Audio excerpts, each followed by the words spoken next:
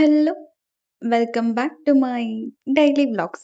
ఈరోజు ఖచ్చితంగా ఏదో ఒక ఘనకార్యం జరిగిద్ది. ఎందుకంటే నేను మార్నింగ్ లేచి టిఫిన్ చేశాను, ఆఫ్టర్‌నూన్ లంచ్ తిన్నాను అండ్ నైట్ డిన్నర్‌కి ప్యాక్ చేసుకోలేదు. ప్రెజెంట్ అయితే ఆఫీస్‌కి రెడీ అవుతున్నా. సరిగ్గా అబ్జర్వ్ చేస్తే ఈరోజు నా ఫేస్‌లో చాలా హ్యాపీనెస్ కనిపిస్తుంది. ఎందుకంటే టుడే మార్చ్ 31 సాలరీ క్రెడిట్ అయింది. ఇంత ఆనందంలో మనం కుదురుగా ఎందుకుంటాం? అందుకే ఏదో ఒక దూల పని చేయాలి కదా! ఇప్పుడు మీరు ఇంకాసేపట్లో పూర్తిగా చంద్రముఖిలాగా మారిన గంగని చూస్తారు. ఎవరో కాదు నేనే అది. బూ. భయపడ్డారా? భయపడరు. నాకు తెలుసు. ఎందుకంటే మీరు నాకన్నా పెద్ద దెయ్యాలు కాబట్టి.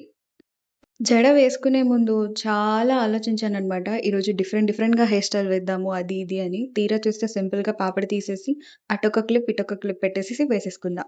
టైం లేదు అని చెప్పను. కానీ కొత్త ప్రయోగాలు చేయడానికి నాకే ఎందుకో మనసొప్పలేదు.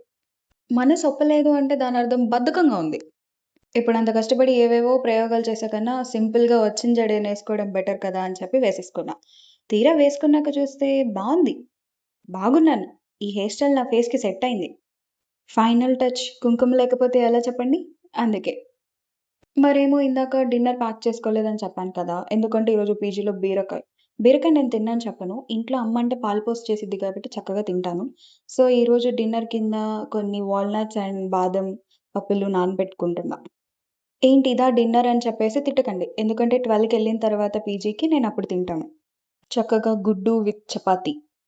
మనం నీట్‌గా రెడీ అయితే సరిపోతుందా? మన బెడ్ కూడా నీట్‌గా ఉండొద్దు? ఇవాళ క్యాబ్‌లో 4 మెంబర్స్ సేమ్ పీజీ నుంచి కాబట్టి త్వరగా వెళ్ళిపోతాం. బై ద వే వెహికల్స్ మీద ఇలా వెనకాల రాసున్న వాటిని మీరెలా చదువుతారు? నేనైతే హార్న్ స్టాప్ ప్లీజ్ ఓకే అని చదివా. సరే మరి నెక్స్ట్ వ్లాగ్‌లో కలుసుకుందాం. Bye bye.